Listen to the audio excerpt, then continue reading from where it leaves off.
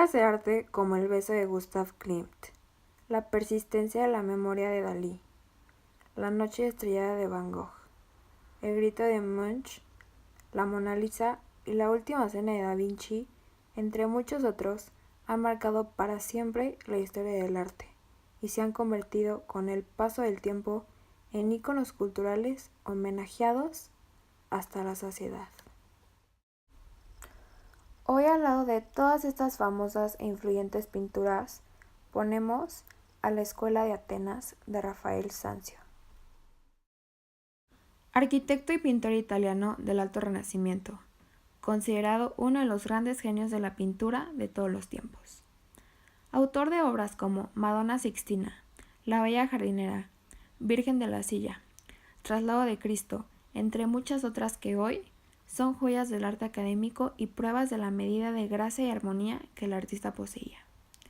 Dichas obras se consideran eminentes realizaciones de los ideales que se tenía en el Renacimiento.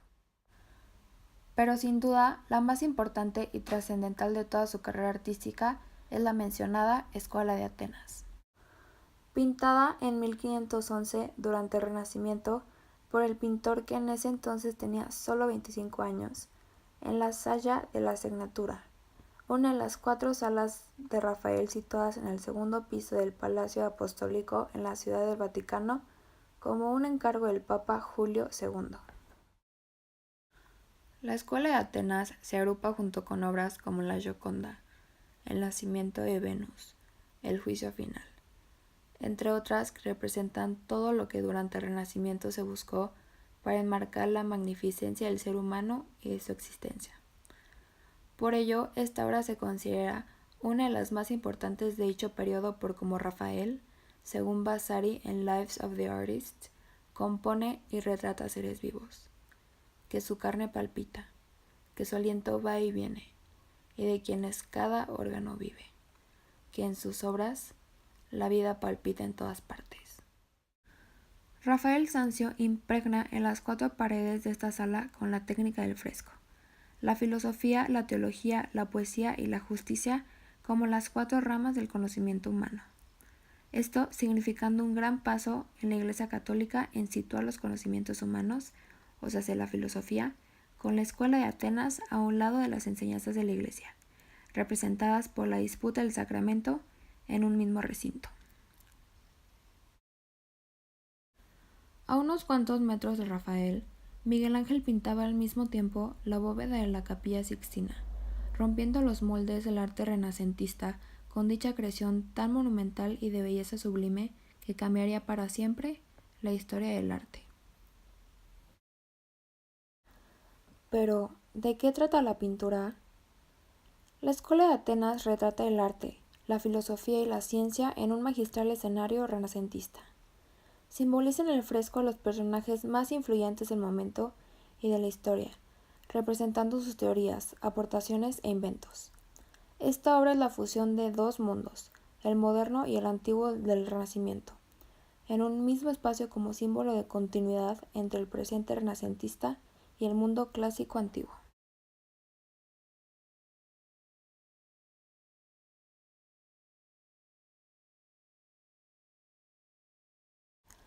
Comenzando con los personajes principales, encontramos en el centro de la pintura a Platón y Aristóteles, padres de la filosofía.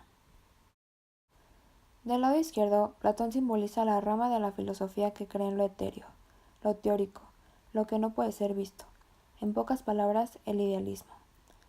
Y todo esto lo vemos representado en el simple gesto que realiza de apuntar hacia el cielo, señalando que el mundo visible no es la verdad última. Platón sostiene el Timeo bajo el brazo izquierdo, libro escrito por él que profundiza lo cosmogónico, o sea, el origen del universo, lo físico, la materia, y lo antropológico, que se refiere al ser humano.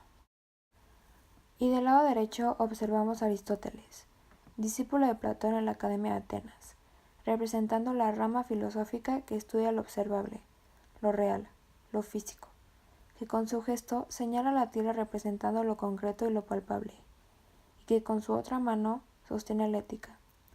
Todo esto resumiendo el realismo. También analizamos que incluso su vestimenta representa sus ideologías, y que Platón viste de violeta y rojo, simbolizando el éter y el fuego, que son los elementos ingrávidos e intangibles, y Aristóteles viste azul y marrón, simbolizando la tierra y el agua, que son los elementos materiales y visibles. Después, del lado izquierdo, en el nicho del templo, observamos la escultura de Apolo, dios del sol, de la música y de la poesía. Y del lado contrario, observamos a Atenea, diosa de la guerra y de la sabiduría. Ahora podemos ver que el cuadro se puede dividir en dos por el centro, y darnos cuenta que el centro está despejado para que Aristóteles y Platón continúen su camino, excepto por dos personajes, Diógenes y Heráclito. Diógenes es el hombre sentado en la escalera, con una pose desinteresada y natural. Diógenes fue un filósofo famoso por su sentimiento de odio hacia las posesiones mundanas que lo llevaron a vivir como un vagabundo toda su vida. Y en otra parte, observamos a Heráclito, sentado, sumido en sus propios sentimientos oscuros. Él fue un famoso filósofo griego que a lo largo de su vida vivió abatido y consternado por la propia locura humana. Este personaje posee los rasgos del famoso pintor Miguel Ángel, Rafael ofreciendo así un tributo hacia el pintor. A su lado izquierdo observamos a Pitágoras, matemático griego que creía que había una realidad que trasciende a la realidad que vemos. En la pintura se encuentra demostrando sus teorías a un grupo de personas enardecidas por el conocimiento. Después, encontramos a Sócrates rodeado de sus discípulos, exponiendo un punto de vista, así pensando por su gesto y posición y por la plena atención que sus alumnos tienen hacia él. Entre ellos Alejandro Magno, rey de Macedonia. Para Sócrates, el cuestionar y analizar las situaciones era el centro de su filosofía. Del otro lado del cuadro, analizamos a otra congregación de personas, entre las que se encuentra Ptolomeo, astrónomo encargado de las teorías de los movimientos de los planetas, en la que creía que la Tierra era el centro del universo, sosteniendo al planeta Tierra en sus manos. Y frente a él, Zoroastro, profeta persa sosteniendo una órbita celeste.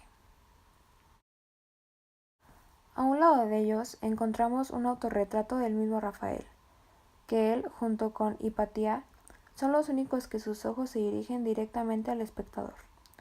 La presencia de Rafael en el cuadro simboliza que el artista se considera a sí mismo un intelectual. Ellos, entre muchos otros, son los personajes que se representan en esta magistral obra de arte. Pero no solo se trata de quienes se encuentran en ella o no, sino en todo lo que los rodea y en cómo la arquitectura de la pintura ennoblece a los personajes y cómo Rafael logra un perfecto balance entre la luminosidad del entorno, la elegancia de la composición junto con las expresiones relajadas y gestos naturales de cada uno de los retratados, creando así una pieza sin precedentes. En nuestra opinión, la Escuela de Atenas es una de las obras más importantes e impactantes que la humanidad ha presenciado, por cada aspecto que la compone, como el obvio talento de Rafael en la técnica del fresco, la simbología dentro del cuadro, el análisis que se realizó antes de llevar a cabo la pintura y cómo en una sola escena el artista logra representar lo que en ese entonces era el mundo antiguo y su actualidad. Cómo Rafael crea el contrapeso perfecto para que esta obra de arte sea un deleite visual para cada espectador de ella, que lo haga reflexionar y sentir lo que Rafael pensó y experimentó al realizar el fresco. Sin lugar a dudas, la Escuela de Atenas es el claro ejemplo de una obra sin precursor, y en pocas palabras, una verdadera obra de arte.